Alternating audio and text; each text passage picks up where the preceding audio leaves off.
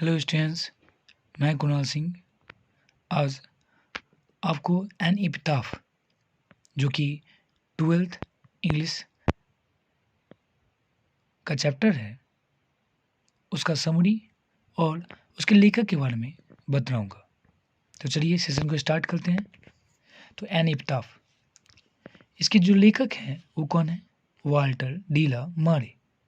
Walter de la मारे इसके लेखक हैं जिनका जन्म 1873 में हुआ और उनकी मृत्यु 1956 में होगी। ये कहाँ पर जन्म लिए? इंग्लैंड में। इंग्लैंड में इनका जन्म हुआ। और ये किस टाइप के पोइट थे? तो ये चिल्ड्रन पोइट थे, बच्चों के कवि थे। इनका जो फेमस पोएम्स है उसका नाम है songs for children and peacock pie. ये इन दोनों का नाम याद रखिएगा। और उसके अलावा किस टाइप के पोइट हैं? ये चिल्ड्रन पोइट। जन्म कहाँ पर हुआ? इंग्लैंड में। कवि का नाम क्या है? वाल्टर डी ला मारे। इनका जन्म कब हुआ? 1873 में। और कब गुजरे? 1956 में। ये याद रखिएगा। एंड ये भी लाइन ध्यान रखिएगा कि द पोएट अवेयर अस, जो कवि हैं हमें जागरूक करते हैं, of the inhuman condition of modern life. जो आज का मॉडर्न लाइफ है उसमें जो इनह्यूमन कंडीशंस है उसके बारे में हमें कवि जागरूक करते हैं। अच्छा, आपको पता होगा कि वाल्टर डी ला मारे को क्वीन एलिजाबेथ द्वितीय ने ऑनर किया, उन्हें सम्मानित किया with the order of merit. Walter de la Mare को ऑर्डर ऑफ मेरिट अवार्ड मिला था कब? 1953 में। किसके द्वारा? क्वीन एलिजाबेथ द्वितीय के द्वारा। तो ये आपको वाल्टर डी ला मारे के बारे में छोटा सा इंट्रोडक्शन है जो कि याद रखना है कि वाल्टर डी ला मारे का जन्म कब हुआ? 1873 में। 1956 में गुजर गए। इंग्लैंड में इनका जन्म हुआ। किस टाइप के पोइट हैं? तो चिल्ड्रंस पोइट है। ये फेमस पोएम्स का नाम सॉन्ग्स फॉर चिल्ड्रन या फिर पीकॉक पाई याद रखना है। और कवि जो है हमें जागरूक करते हैं in human conditions of modern life के बारे में। और क्वीन एलिजाबेथ ने उन्हें सम्मानित किया ऑर्डर ऑफ मेरिट अवार्ड से कब? 1953 में। तो ये सारी चीज़ें वाल्टर डी ला मारे के बारे में याद रखेंगे। अब आते हैं समरी पर। तो जैसा कि आपको पता है कि इप्ताफ एक ऐसी महिला के बारे में जिक्र किया गया है इस चैप्टर में जो कि कब्र में लेटी हुई है और जो कि काफ़ी ज़्यादा क्या है? खूबसूरत है। तो an epitaph has been composed by Walter de la Mare. An इफ्ताफ को लिखा गया है, गाया गया है किसके द्वारा? वाल्टर डी ला मारे के द्वारा। इन विच, जिसमें the poet has depicted a most beautiful lady, जिसमें कवि एक बहुत खूबसूरत महिला के बारे में बतलाते हैं हु हैज़ डाइड, जो कि मर चुकी है, एंड बिरीड इन एन इफ्ताफ, और जिसे दफनाया जा चुका है एक इफ्ताफ में, एक कब्र में।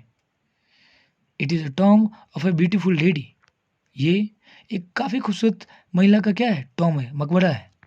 That was ever born in the west country, शायद ही उसके जैसा कोई वेस्ट कंट्री में क्या हुआ? जन्मा होगा। But after her death her beauty vanishes, लेकिन उसके मरने के बाद उसकी खूबसूरती खत्म होगी। आपको पता है कि भाई इंसान हमेशा के लिए नहीं होता, ना कोई उसकी खूबसूरती होती है ना उसका पावर होता है। वो सारी चीज़ें वक्त के साथ क्या हो जाता है? खत्म हो जाता है। तो इसमें ये बताया गया है कि उसके मरने के बाद उसकी खूबसूरती क्या हो जाती है? समाप्त हो जाती है। Her pride and attraction become traces, उसका जो गर्व था, जो नूर था चेहरे का, उसका जो आकर्षण था, वो सारी चीज़ें खत्म हो जाती है। द पोएट थॉट, कभी सोचते हैं कि अ मैन इज रिमेम्बर्ड, एक शख्स को, एक आदमी को याद किया जाता है व्हेन ही इज अलाइव, जब तक वो जिंदा है। But when a man is dead, लेकिन जब एक आदमी गुजर जाता है, मर जाता है, देन नोबडी रिमेंबर्स हिम, तो फिर कोई भी उसे याद नहीं करता एक्सेप्ट हिज क्वालिटी। उसकी क्वालिटी को छुड़ा के उसे कोई याद नहीं करता अगर एक आदमी गुजर जाता है। और ये दुनियादारी है। आपको तब तक कोई शख्स याद करेगा जब तक कि आप क्या हैं? जिंदा है। लेकिन जब कोई मर जाता है तो कोई भी उसे याद नहीं करता। कुछ टाइम बाद क्या होता है? भुला दिया जाता है। और कुछ चीज़ें याद होती भी हैं तो बस उसकी क्वालिटी, उसके जो गुण होते हैं वही हम लोगों के बीच में रह जाते हैं। और उसी गुण को लेकर हम लोग कुछ लोगों को याद करते हैं, नहीं तो मरने के बाद शायद ही कोई किसी को याद करता होगा। थ्रू दिस पोएम, इस कविता के through, the poet wants to say, कवि यह कहना चाहते हैं कि आफ्टर डेथ, मरने के बाद, नोबडी रिमेंबर्स एनीवन, कोई भी किसी को भी याद नहीं करता।